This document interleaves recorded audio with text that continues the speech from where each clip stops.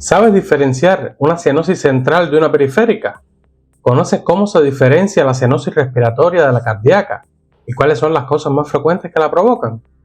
Acompáñame en este video para que conozcas cómo realizar una correcta exploración de la cianosis y comprender por qué se produce. Bienvenidos a Medical Trainer. Yo soy el Dr. Javier Oliva. Acompáñenme hoy en el fascinante mundo de la semiología. Comencemos.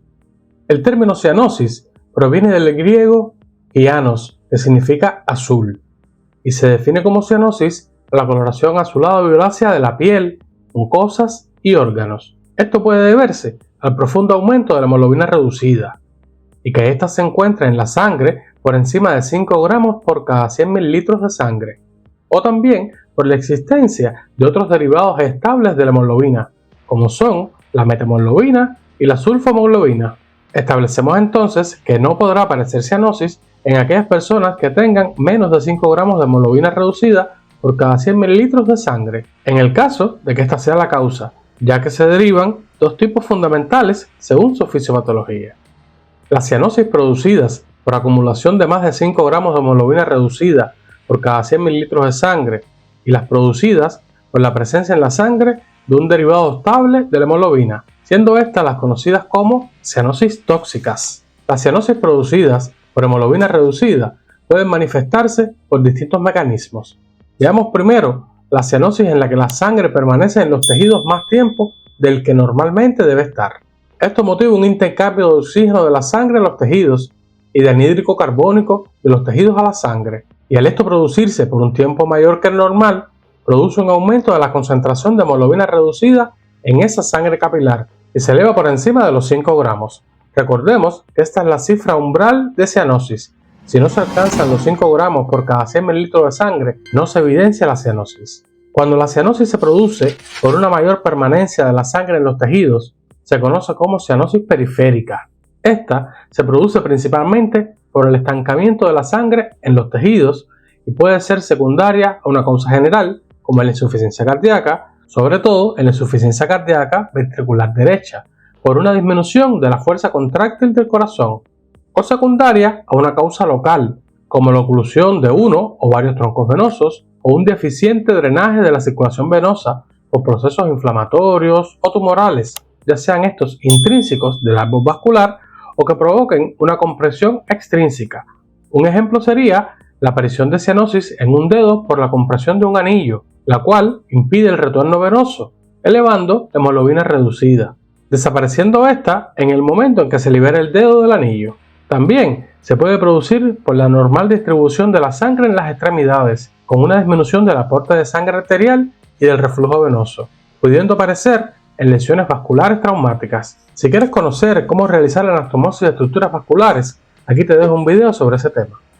El otro mecanismo de producción de la cianosis se debe a que la sangre a su salida del corazón ya lleva en sí una cifra mayor de hemoglobina reducida que la que normalmente debe tener la sangre.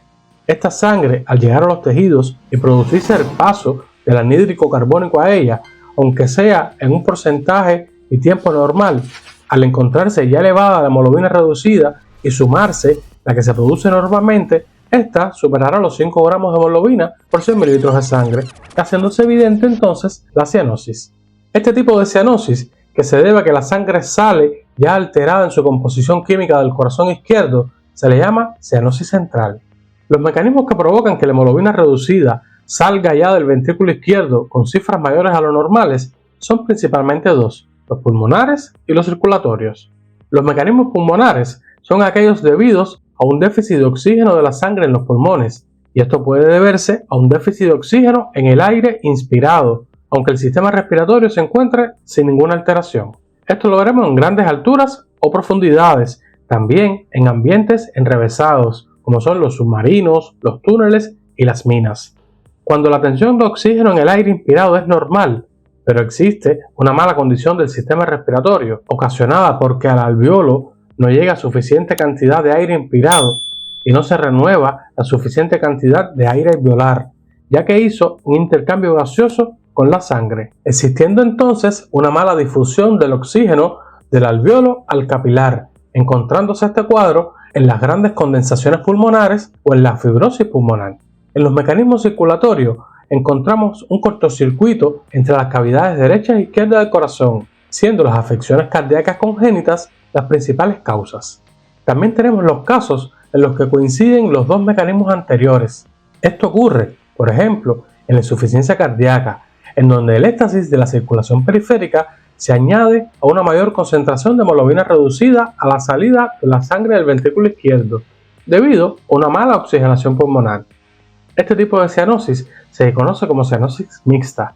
En la insuficiencia cardíaca también podemos encontrar que coincida con el edema y la cianosis, denominándose así edemas cianóticos. Aquí te dejo un video sobre la semiología del edema, por si quieres conocer más sobre este tema.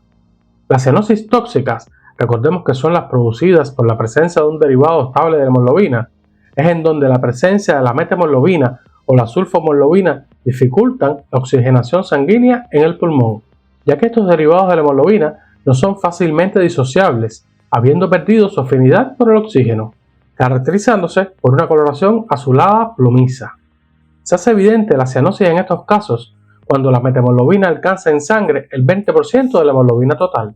Existen casos de tipo familiar, pero por lo general las cianosis tóxicas se deben a tóxicos exógenos, como son los nitritos, la fentanila, entre otros.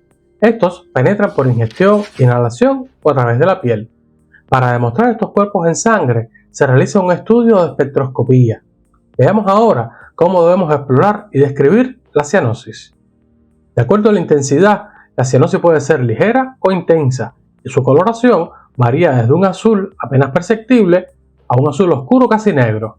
La coloración de la cianosis es tanto en la piel, las mucosas y los órganos, y se hace más visible en determinadas regiones que favorecen su aparición, como son los labios, la nariz, las mejillas, los pabellones auriculares, las manos, los pies, en especial las extremidades de los dedos y el lecho unguial, por lo que hay que inspeccionar cuidadosamente estas regiones.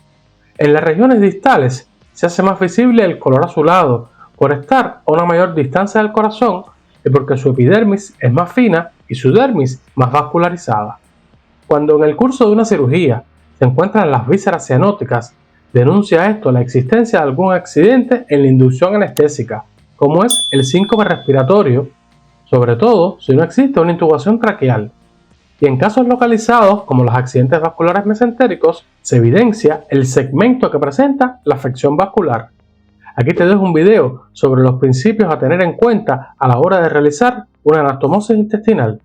Si la cianosis es muy oscura, se observa en el cuero cabelludo, cabeza, extremidades superiores y esta se acompaña de éxtasis venoso en esas regiones, estaríamos en presencia de un signo cardinal de la compresión venosa mediastínica, nombrándose cianosis en esclavina y encontrándose en los síndromes mediastínicos donde se comprime la vena cava superior. Cuando se presenta la cianosis de forma intensa y prolongada en los dedos, suele acompañarse de una deformidad especial de la última falange, que recibe el nombre de dedos hipocráticos o dedos en palillo de tambor. Déjame saber en los comentarios si conoces la diferencia entre la osteoartropatía néumico-hipertrofiante y los dedos en palillo de tambor, y en qué patología se encuentra esto comúnmente. El diagnóstico positivo de la cianosis se hace por la comprobación del azulado de la piel, las mucosas y los órganos, y para diferenciarlo de otras alteraciones con coloraciones similares, puede hacerse tratando de eliminar la sangre mediante compresión o vitriopresión sobre el área de coloración sospechosa de cianosis. Y si persiste la coloración, a pesar de haber disminuido el aporte de sangre a esa zona, no debe entonces ser cianosis. Sin embargo, a veces será difícil aclarar clínicamente el diagnóstico, y en ese caso, la valoración de la hemoglobina reducida en la sangre arterial permitirá definitivamente hacer el diagnóstico de esta entidad. El diagnóstico de la cianosis tóxica se hará por la comprobación de la variedad anormal de hemoglobina circulante mediante espectrofotometría. La diferenciación de la cianosis central o periférica se hará teniendo en cuenta que la cianosis central está generalizada a todo el cuerpo y no se modifica porque la extremidad cianótica se levante por encima del plano del corazón. Además, la temperatura de la piel se mantiene, conociéndose entonces como cianosis caliente. La cianosis periférica, por lo general, estará limitada a una región y la piel de esa región tendrá una temperatura local disminuida, nombrándose entonces cianosis fría, Y cuando se favorezca el retorno venoso al levantar el miembro afectado sobre el nivel del corazón, esta desaparecerá, porque va a cesar la causa que la provoca, que casi siempre es el éxtasis sanguíneo. Teniendo presente los mecanismos de producción de la cianosis, podremos aproximarnos al diagnóstico de patologías más complejas y nos ayudará a diferenciar patologías cardíacas y respiratorias. También nos permite clasificar cardiopatías en acianóticas y cianóticas, y esto es fundamental para el estudio clínico de estas entidades. Y recordemos que la cianosis mixta es típica de la insuficiencia cardíaca congestiva. Recuerda que esto es Medical Trainer y yo soy el Dr. Javier Oliva. Suscríbete para más contenido. Ayúdame a crecer. Hasta la próxima.